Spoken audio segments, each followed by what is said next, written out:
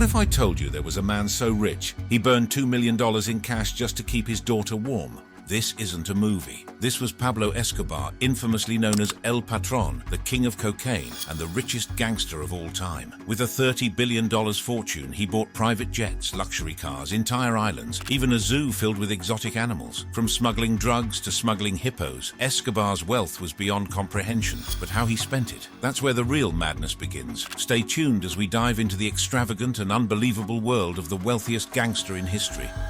Escobar's billion-dollar empire. In the opulent world of the 1980s, few names resonated with wealth and extravagance like Pablo Escobar. At his zenith, this Colombian drug lord amassed an estimated net worth of $30 billion, cementing his place among the era's richest figures. Escobar's staggering fortune was primarily built upon the booming cocaine trade. His Medellin cartel reportedly supplied up to 80% of the global cocaine market, generating an eye-watering $420 million per week, totaling nearly $22 billion annually. With that kind of money, Escobar could have bought a private island, or 10. And the secret to his success, his ingenious smuggling techniques which always kept him a step ahead of the authorities. From utilizing small planes and private islands to employing submarines and even hollowing out plane tires, Escobar's cartel was relentless in transporting vast quantities of cocaine. This relentless operation turned him into one of the wealthiest men in the world, his $30 billion fortune rivaling the GDP of entire nations. He didn't just live large, he lived legendary. But how does a kid born to a farmer and a schoolteacher rise to such dominance? Long before his name became synonymous with Medellin, Escobar was just another hustler trying to make a name for himself. Except unlike most kids, his ambitions didn't involve getting a college degree.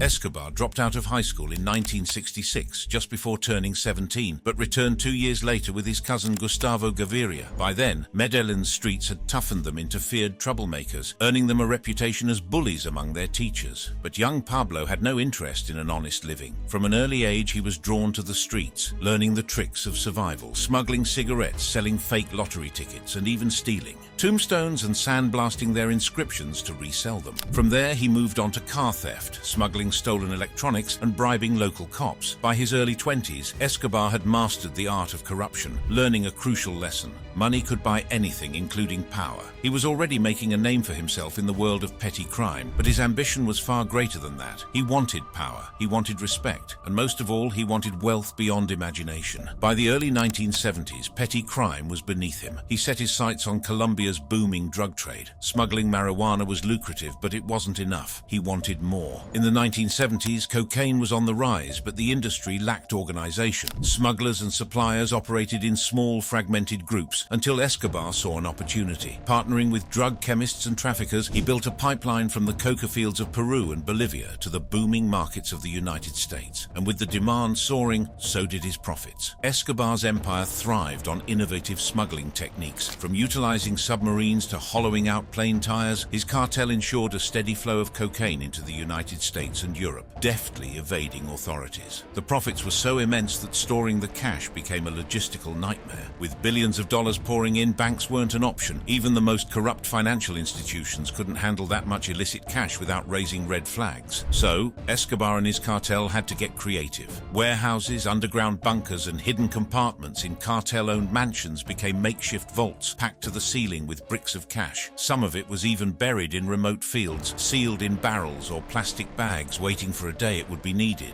At first, it seemed like the perfect solution, but when you have more cash than you can count, keeping track of it all becomes a different kind of problem. Stashing billions in remote hideouts came with an unexpected issue. Nature had its own way of cashing in. Rats chewed through stacks of $100 bills, destroying millions in the process. The tropical humidity in underground hideouts caused money to rot before it could ever be spent. Some stash houses were abandoned or forgotten, leaving millions of dollars buried and lost forever beneath the dirt. According to Roberto Escobar, Pablo's brother and former accountant, Medellin cartel lost an estimated $2.1 billion per year, just from cash being eaten, decayed, or misplaced. For anyone else, losing billions like that would be a financial disaster. But for Escobar, it was just another cost of doing business. His empire empire was making so much money that even if rats devoured a fortune overnight, he'd make it all back within days. Back then, cocaine was a luxury drug for the elite. Escobar saw an opportunity, and he seized it. With demand skyrocketing in the US, he knew this was his moment to create an empire. However, to do that, he needed powerful allies, and from there enter the Medellin cartel. Escobar joined forces with key traffickers like Carlos Lerda, the Ochoa brothers, and Jose Gonzalo Rodriguez Gacha. Together, they formed the Medellin cartel, an organization that would soon control the global cocaine trade. As he matured, Escobar's criminal activities escalated. He joined car theft rings and orchestrated kidnappings, including that of businessman Diego Echevarria, for which he secured a $50,000 ransom. These ventures not only increased his wealth, but also his notoriety. They innovated trafficking methods, including using Norman's Cay in the Bahamas as a transshipment point, solidifying their control over the cocaine market. Pablo Escobar didn't just sell cocaine, he built an empire by taking control of every step of the process. He didn't rely on suppliers, transporters, or middlemen. Instead, he grew the coca, processed it in his own labs, and used his fleet of planes and boats to smuggle it worldwide. His personal network of couriers and distributors made sure the product went straight to his buyers. By running the entire operation himself, Escobar kept his cocaine pure, his costs low, and his profits sky high. It was a business model built for dominance, and for years it worked flawlessly. From disguising shipments within legitimate goods to burying stashes underground, he constantly adapted to evade law enforcement. One of his most infamous tactics involved hollowed-out statues. He would pack them with cocaine, seal them up, and ship them off to his network. Once they arrived, his distributors would crack them open and retrieve the hidden product. But not all of his methods were so elaborate. Sometimes he relied on more straightforward tricks like strapping packages of cocaine to the underside of airplanes or slipping them into shipments of everyday goods like fruit and coffee. No matter the method, his ability to outthink authorities kept his empire running for years. And with immense wealth flowing in, Escobar lived a life that even the presidents of that time would dream of.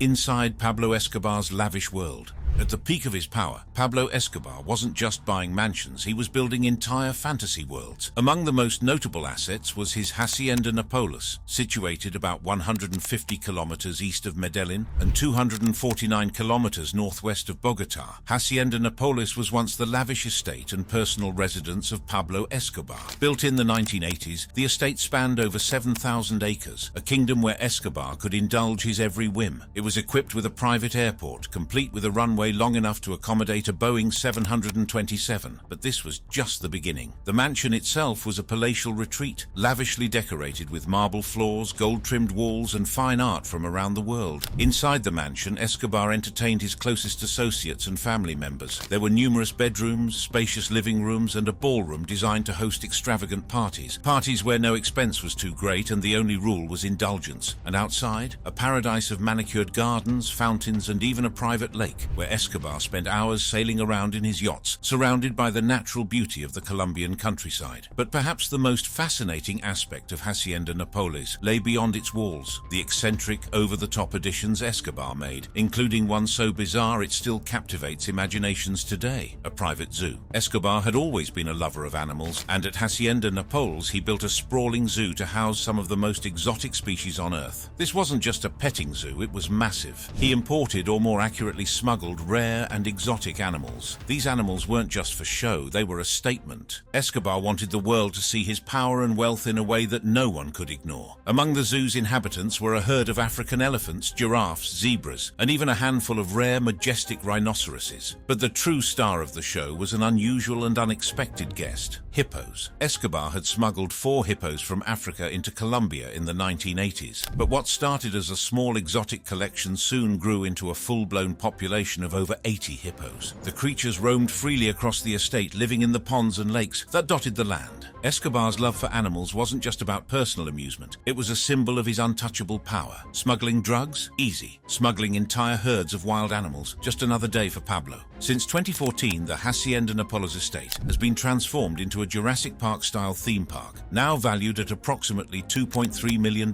offering a water park, guided safari tours, and multiple aquariums. And the hippos? Well, They outlived Escobar. After his death, they multiplied and now roam the rivers of Colombia, causing ecological chaos. It's one of the weirdest legacies of his empire. Yet as grand as Hacienda Napol's was, it was just a piece of Escobar's vast empire. He owned another luxurious mansion in Miami, Florida, purchased in 1980 for $765,500. The 336-square-foot pastel pink mansion boasted a beautifully manicured courtyard, custom lighting, and a multi-car garage. The estate also featured stunning floor-to-ceiling glass walls, wraparound terraces, expansive lounge decks, an outdoor kitchen, an infinity-edge pool, and towering palm trees. With 4 bedrooms and 6 bathrooms, this luxurious home remained in Escobar's possession until it was seized by U.S. Marshals in 1987. The mansion was eventually demolished in 2016, though the boat slip and dock remain as part of the property. Miami attorney Roger Schindler purchased the land for $915,000. During the demolition, 2 safes were discovered but mysteriously vanished without a trace and were never found. But that's not all. He also owned a beautiful, magnificent estate hidden in the tropics, tucked away in the Caribbean Sea, hidden among lush tropical forests. This secluded archipelago was once a lavish hideaway for the Medellin cartel. The crumbling remnants of the infamous Cocaine King's opulent island retreat are scattered throughout the area, with a few other residences dotting the landscape. One constructed from coral hauled up from the ocean floor, now home to a small community of about 800 islanders. La Isla Grande was once the site of a grandiose mansion, waterfront apartments, an elegant palm court, a vast swimming pool, and even a helicopter landing pad. The estate boasted over 300 rooms for guests, partygoers, and cartel associates, including bathrooms with gold-plated shower heads. A 30-foot luxury speedboat was once anchored at the private marina, and the entire island had been compared by a magazine to a slice of Miami's South Beach. But Escobar's influence didn't stop at his own private retreats. His empire stretched far beyond the mansions he personally owned. One of the most infamous smuggling hubs linked to his cartel was Norman's Cay, a secluded island in the Bahamas. While Escobar didn't own the island himself, it became a key stronghold for the Medellin cartel under the control of his top lieutenant, Carlos Leda. Norman's Cay wasn't just another tropical paradise. It was a fortress built for one purpose: trafficking cocaine into the United States. The island featured a 300-foot airstrip, heavily armed guards, attack dogs, and even a custom radar system to detect unauthorized aircraft. With cartel jets landing constantly and millions of dollars worth of drugs moving through its shores, Norman's Cay became a symbol of the cartel's global reach and untouchable power. The island had everything: an exclusive nightclub, a luxurious hotel, a swimming pool, a private dock, and stretches of golden beaches where non-stop parties took place. Today, the island is scattered with the remains of cartel aircraft, abandoned because it was cheaper to leave them behind and buy new planes. One other residence used by Escobar and his family is the Edificio Monaco. Now demolished by the Colombian government, Escobar's former luxury residence in the heart of the city was known as the Monaco Building. His wife and son lived in one of the building's 12 apartments, which boasted 2 swimming pools, a tennis court, a panic room, a vault, and 34 parking spaces. In January 1988, the building was bombed as part of the escalating conflict between the Medellin and Cali cartels. Located in Medellin's Poblado district, the once grand home became a tourist attraction after Escobar's death, particularly the rooftop where he met his end. And then there's the notorious La Cathedral. La Cathedral wasn't just a prison, it was a palace in disguise, designed by the very man it was meant to confine. A prison built by the prisoner himself. Sounds absurd, right? But La Cathedral was no ordinary prison, just as Pablo Escobar was no ordinary criminal. His staggering wealth and ruthless power shattered every rule, proving that for some, the law was just another obstacle to bend. This infamous cartel hideaway prison, built at an enormous cost, was designed to shield Pablo Escobar from assassination. Commissioned by Escobar himself under a 1991 surrender deal with the Colombian government, Cathedral housed the Medellin cartel leader and his associates for a year and a month. Dubbed Hotel Escobar and Club Medellin, the prison boasted extravagant amenities to keep its inmates entertained. It featured a football pitch, a giant dollhouse, a bar, a jacuzzi, and even a waterfall.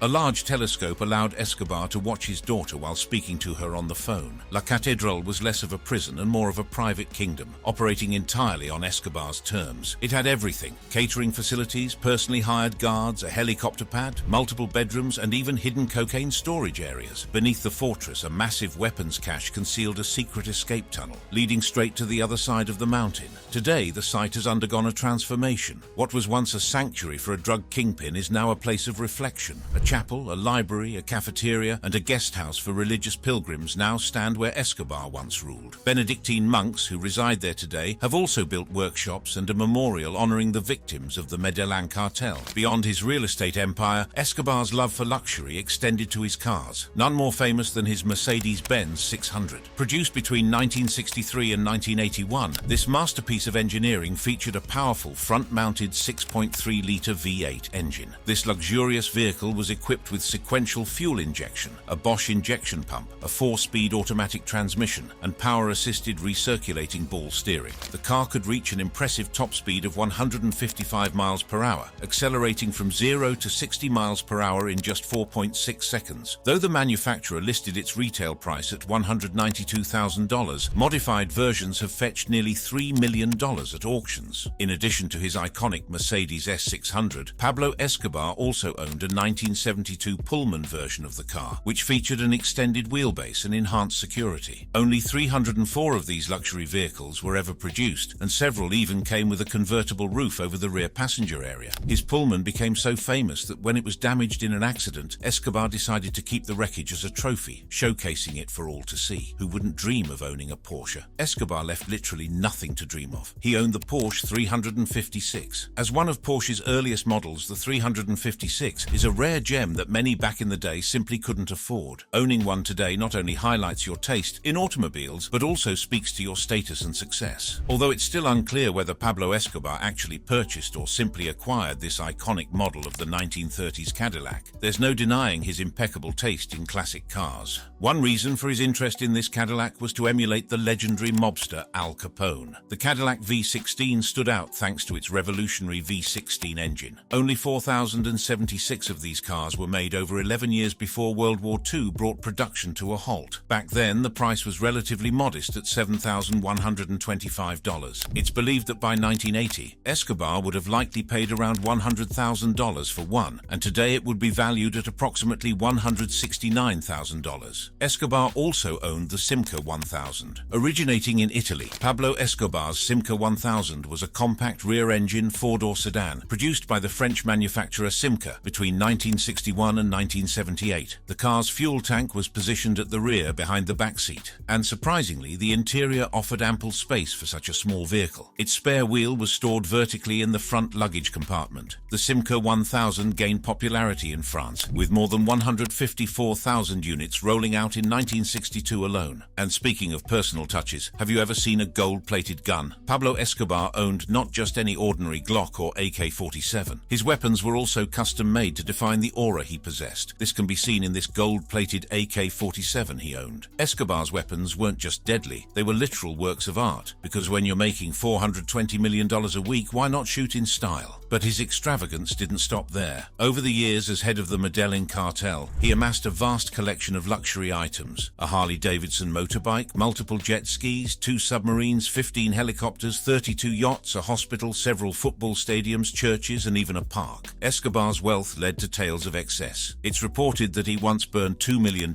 in cash to keep his daughter warm during a cold night. Then there were the birthdays. Escobar didn't just celebrate, he threw festivals. For his daughter's birthday, he reportedly ordered a real unicorn. And by unicorn, we mean he glued a horn to a white horse. It might not have been ethical, but in Escobar's world, money could turn fiction into reality. But that's not all. In his book, Pablo Escobar, My Father, Escobar's son shared glimpses of his father's extravagant lifestyle, where he spent money as if it grew on trees. In his book, he shared, at his children's birthday parties, Pablo Escobar filled piñatas with bundles of cash, turning a simple game into a spectacle of excess. At other family gatherings, he raffled off paintings and sculptures by renowned artists. Money wasn't just a tool, it was a spectacle, a weapon, and a statement. By the late 1980s, Escobar wasn't just a drug lord, he was an empire. He had politicians in his grasp, entire neighborhoods at his feet, and the law running scared. But even the most powerful men are not invincible, and for Escobar, the fall was inevitable.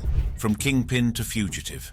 The turning point for Escobar came in 1984 when he ordered the assassination of Justice Minister Rodrigo Lara Bonilla, one of the first government officials to publicly challenge his power. Rodrigo Lara Bonilla, Colombia's justice minister, had one mission: to take down Pablo Escobar. He spoke out against the drug lord's growing influence, exposing his crimes and attempting to bring him to justice. But standing against Escobar was a death sentence. On April 30th, 1984, in the heart of Bogota, Lara Bonilla was assassinated by hitmen on motorcycles. This was the first time Colombia truly understood the monster they were dealing with. The government declared all-out war. This brutal killing forced the Colombian government to take Escobar seriously. with US pressure mounting for extradition. But Escobar wasn't a man to go down without a fight. Then came one of his most shocking acts, the bombing of Avianca Flight 203 in 1989. If the assassination of a government official wasn't enough, Escobar took terror to new heights. On November 27, 1989, Avianca Flight 203 exploded in midair, killing all 107 passengers. Why? Escobar believed a political rival was on board. He wasn't. Instead, innocent men, women, and children were massacred. The world watched in horror, and Escobar was no longer just Colombia's problem. He was now the world's most wanted man. But while the government intensified its manhunt, Escobar's money remained his greatest weapon. His hidden mansions were stocked with secret tunnels, escape routes, and stashes of cash. His network of sicarios eliminated anyone who stood in his way, rivals, politicians, and law enforcement alike. His fortune bought silence and protection. Judges, police officers, and politicians all had a price, and Escobar was more than willing to pay it. His spending wasn't limited to cars and zoos. He poured billions into bribes. Judges, police officers, politicians, everyone had a price, and Escobar was more than willing to pay it. He famously said, "Plata o plomo," which translates to silver or lead. Take the bribe or take the bullet. But even Escobar knew his time was running out. Rather than risk extradition to the US, Escobar did what no criminal before him had done. He negotiated his own imprisonment. Escobar publicly stated that he agreed to surrender, "because I could not remain indifferent before the longings for peace of the vast majority of the Colombian people." However, he placed one condition. He would stay in own prison, La Catedral. But calling it a prison is almost an insult. We've already discussed the lavish life it held inside, and how Escobar was ruling his cage. The government's patience ran out when he murdered 2 cartel lieutenants inside his so-called prison. The plan to relocate him failed when Escobar escaped into the mountains of Medellin, setting the stage for his final days. For 16 months, Escobar was on the run, but not like an ordinary criminal hiding in a rat hole or disappearing into a cave. Even as a fugitive, he continued to live in luxury, making use of his private jets, speedboats, and even submarines. Yes, submarines. Escobar wasn't just fleeing, he was still running his empire. Escobar's collection of vehicles boasted numerous planes and helicopters, and one notable model was the MK-3669X, which he utilized to travel for business or escape the authorities. The MK-3669X stood out for its larger-than-average cargo hold, making it more cost-effective for cartel operations compared to the smaller aircraft once favored by Leda. He commanded an extensive fleet of aircraft, including a DC-3 valued at $200,000, multiple TBM-700S, each with a price tag of $1.3 million,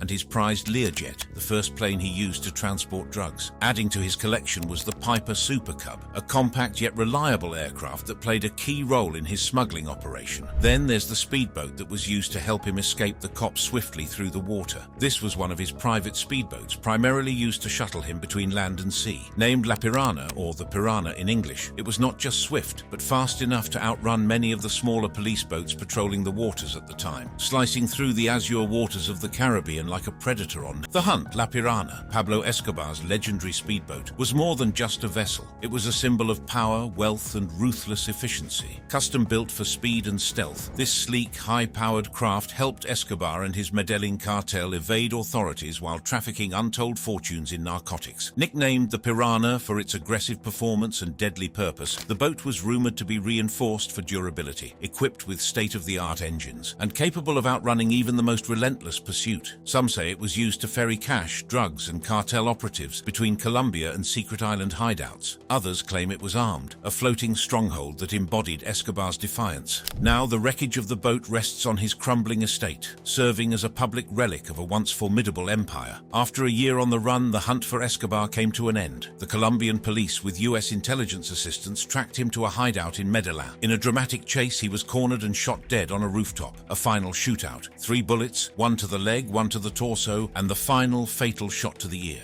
But there's one mystery that still lingers. Who fired the fatal shot? Some claim it was the police, while others, including his family, believe Escobar took his own life to avoid capture. Escobar once told his family that if he were ever caught, he'd shoot himself in the ear, the surest way to die instantly. In a 2016 interview with the British newspaper The Sun, Escobar's son, Sebastian Maraquin, stated that he is absolutely certain his father took his own life to prevent their family from being taken hostage by his enemies. Was this his final act of control, or did the Colombian authorities deliver justice? The debate rages on. Even in death, Escobar's legend refuses to die. From Netflix's hit series Narcos to books, documentaries, and even songs, his story fascinates the world. Decades after his downfall, no criminal has come close to matching the the sheer scale of his wealth, power, and influence. Pablo Escobar wasn't just the most feared drug lord, he was and remains the richest gangster the world has ever seen. If you like this video and looking for more similar content, check out the other cards displaying on your screen.